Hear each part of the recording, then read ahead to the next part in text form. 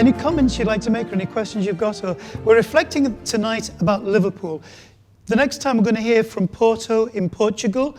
They're doing some fascinating stuff, particularly around sustainability. And then we're going to hear from Copenhagen, because they are the most amazing city, not just as a city to visit, but the work they're doing with their own residents is outstanding. And we're going to learn from that. Hopefully from both cities, we're going to learn stuff that we can enjoy here and we can learn from and grow through. We don't have to keep reinventing the wheel, do we?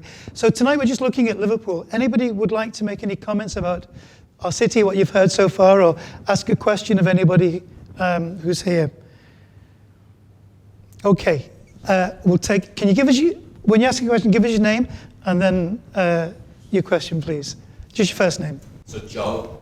Thanks, Joe. I'm the PR manager for Marketing Liverpool, so I work with doing this job. A lot of the time I'm showing people the city, 14 hours, so all of those presentations. One thing which a lot of people always ask me when they're here for a short time is, how would you describe the character of Liverpool? And obviously it's something which you could go into great depth about. But if you were to try and summarise that in a sentence or two, how would you do that? Put you on the spot. Okay, a sentence or two, no more. Seriously, no more than 2 sentences maximum. Gunnar, do you want to throw two sentences? For me, the character of the city is passionate, resilient, and fun. Okay. That's our city. So we've worked hard to keep our, our comedic style because we've been through so much. So yeah, that's mine. We love hard. We're socialist, and again, I have to use fun and friendly.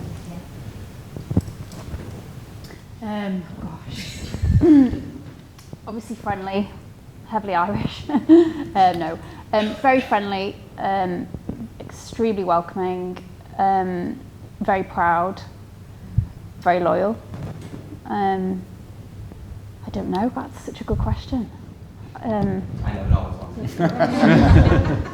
Very creative, just really a lot of amazing creativity, I think, just from the music to the culture to the arts to the food, the DIY, the way we can make stuff happen with not much resource. That goes across all sectors, I think. That's more than 2 sentences. Sorry. We're going to get as many questions as we can. I've got from somebody who's watching us online, Alice Billis has said, there was little focus on our green spaces. So much happens in our parks that complements the city, nightlife, and our heritage. So that's a comment from us. But Harriet, who's also connected with us, she said, we shouldn't forget the tour guides. We see hundreds of visitors each week. Presuming Harriet is one of our tour guides. Group travel is very different to solo travelers, and this is often where the issues occur for residents.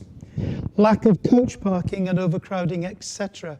Anybody like to comment about problems that residents might have with tourists or tourism-related things at all? Any issues you've come across? Frank did mention hen parties. There's a lot of issues in the city about stag and hen nights for people who live in the city centre.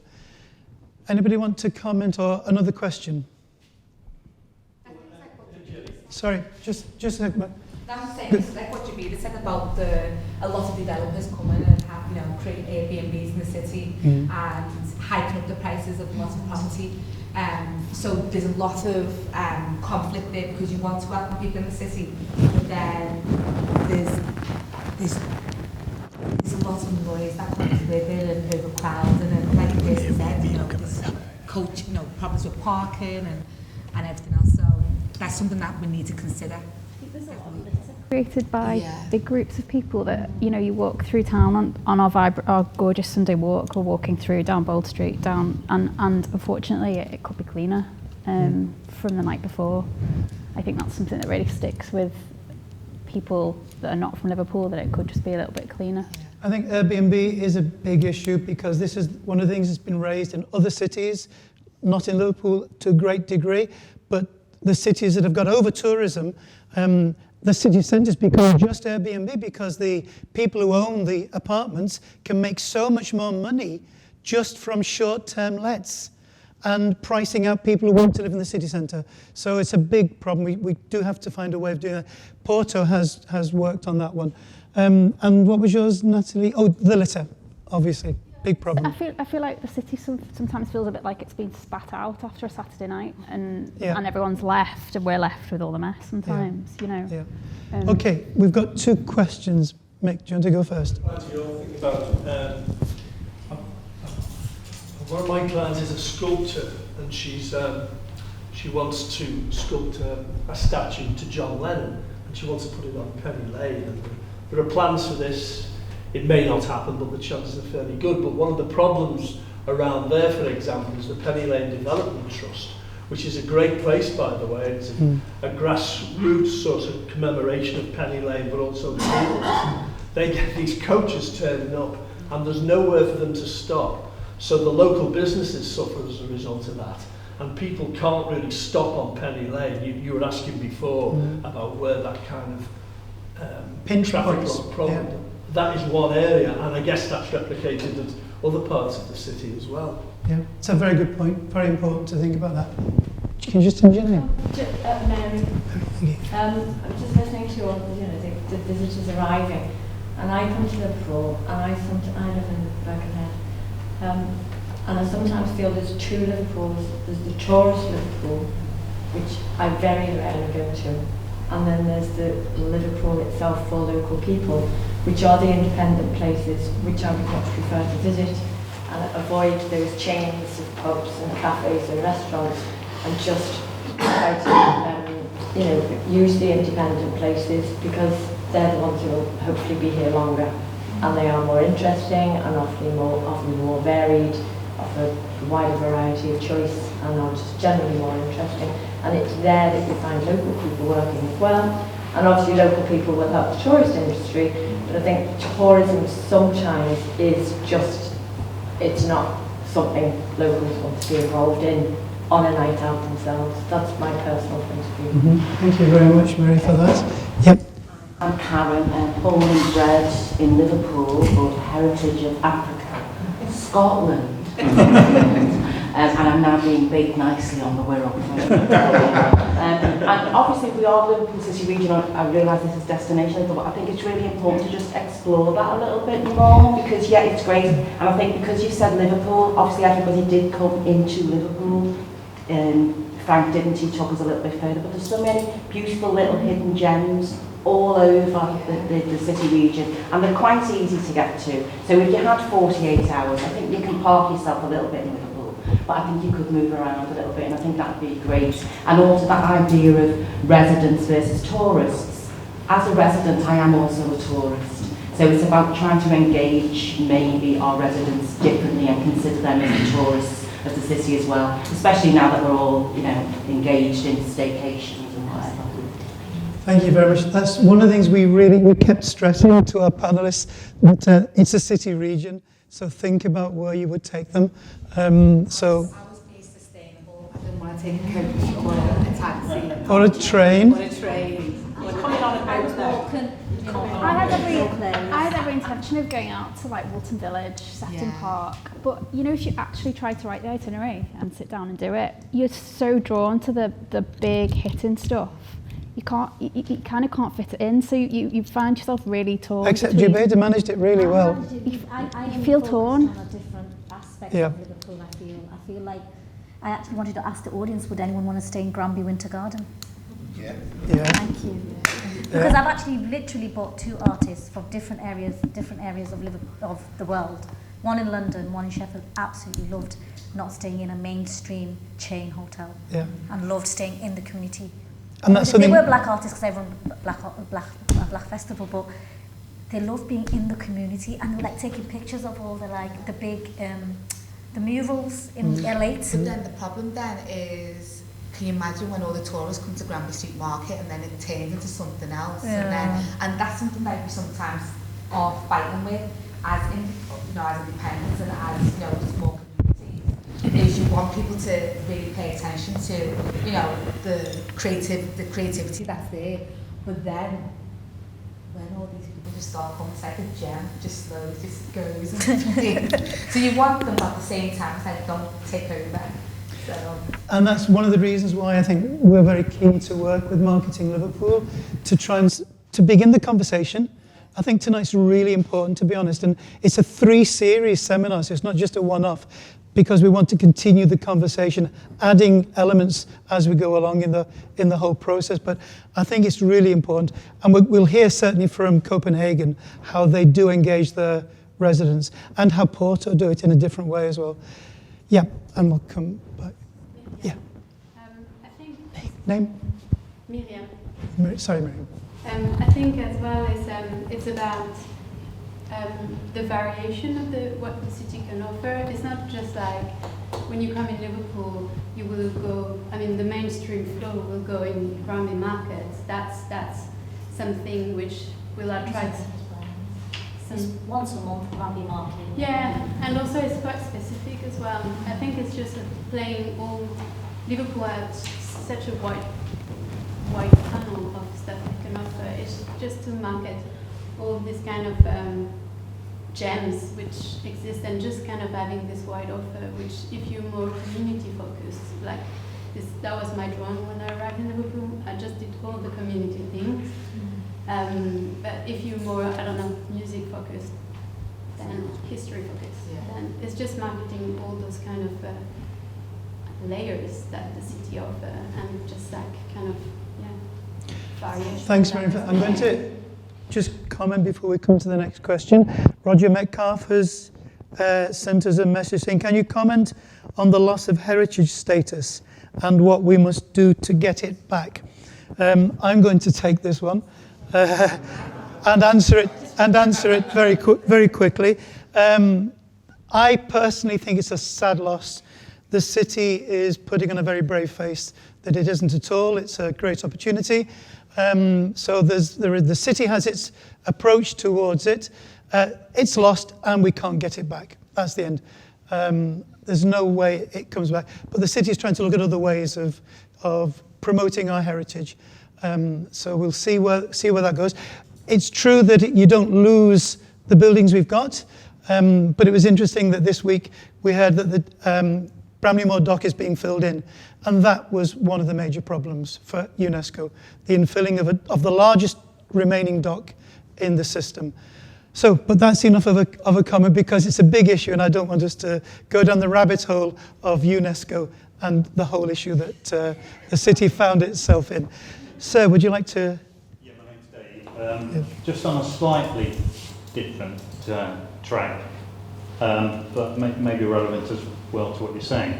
I'm a bit concerned about the overdevelopment of the Baltic Triangle now.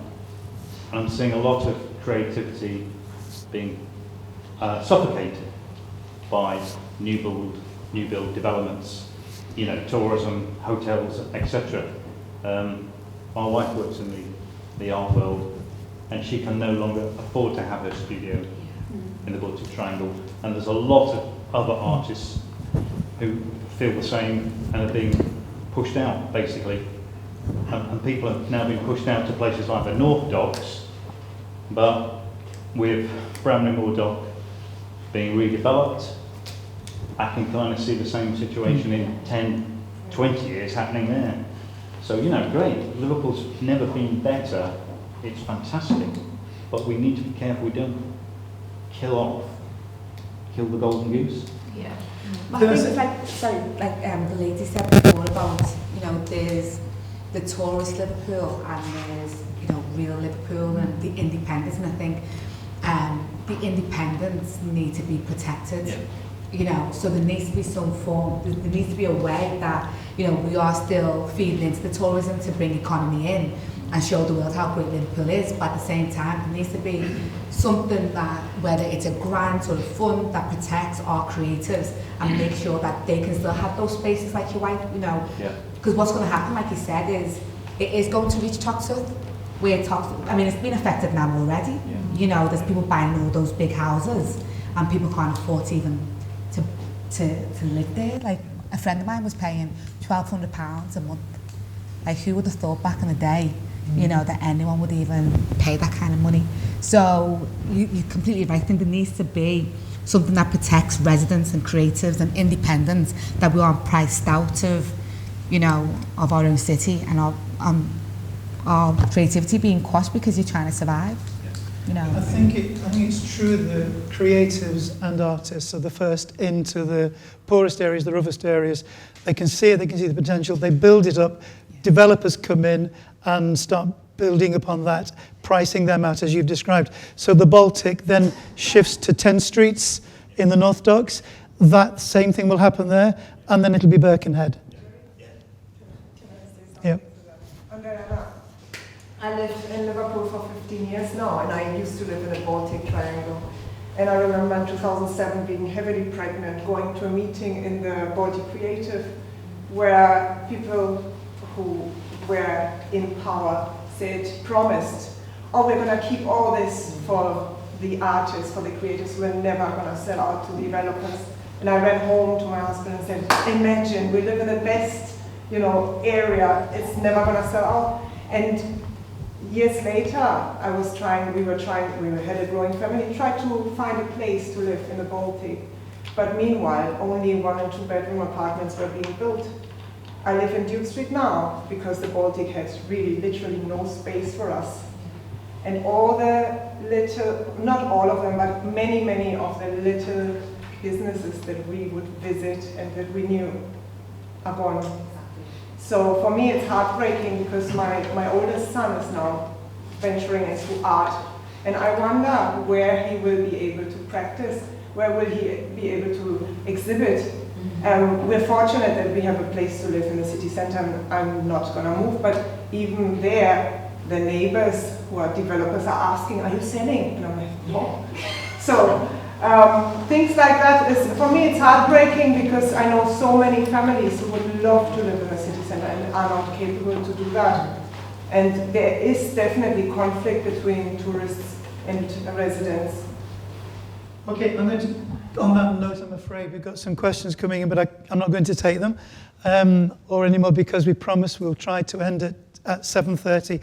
I just want to draw things to a very quick close with a few thank yous to everybody. First of all, to Chris Brown here for partnering with Engage in programming the whole series. We're really grateful. I'd like to thank Kevin Sutherland, who's the principal here at LMA, for hosting us, with his staff, Ollie Morris, that we can't see, who's working behind the scenes, and he's the technical manager, and Sean Pansini, who's the head of film and TV here, and also to the wonderful LMA graduate ambassadors who are here and behind the scenes as well, to Heather, Ryan, Laura, and Fiona, who are working here. So we're really grateful to all of you. And especially to our speakers tonight, to Frank, Goonan, Jubaida, Natalie, Jay, who's not here, and of course to Chris and Peter. And I want to say a big thank you to the members of the Engage board, but particularly to Zarino, who you can't see, because he's in the other room working with, he has been absolutely amazing. Without Zarino's really hard work, this would not have happened. So I'm deeply grateful to him. And also to Mark, Linda and Diana and Graham for their presence tonight. And Andy Herring, of course, on the end over there, who's been tweeting, keeping the Engage Twitter feed going all night. Can't wait to get home and see what that's about. We approached a number of visitor economy businesses for sponsorship, but none came forward. And so we apologise to all of you for not being able to offer some refreshments this evening. All the costs are being met by your kind donations and our own reserves. Feedback is essential to us, so we really, every one of you will have had one of these on your chest. There is a box of pens, yes, which Diana will and Linda will pass out to you if you haven't got a pen. Please don't leave. In fact, they won't let you out of that door until you hand in one of these buildings. Very important to us that you do that. And feedback is available to people who are watching online. You will already been sent a video, and there's a Q code here. If anybody wants to use the Q code, that'll take you to an online feedback form. So that's really important to us. In 2 weeks, we will be here again for Destination Porto. The story you will hear will inspire and encourage.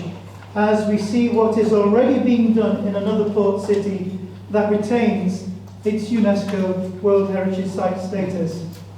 Food and drink are available tonight in the GPO, which is a bit like Baltic Market and Duke Street Market, just been set up over here. So if you want to roam over there for some food and drink when you go, please feel free to do so. And we might indeed see you over there as well. So thank you, good night, God bless everybody. Thank you so much.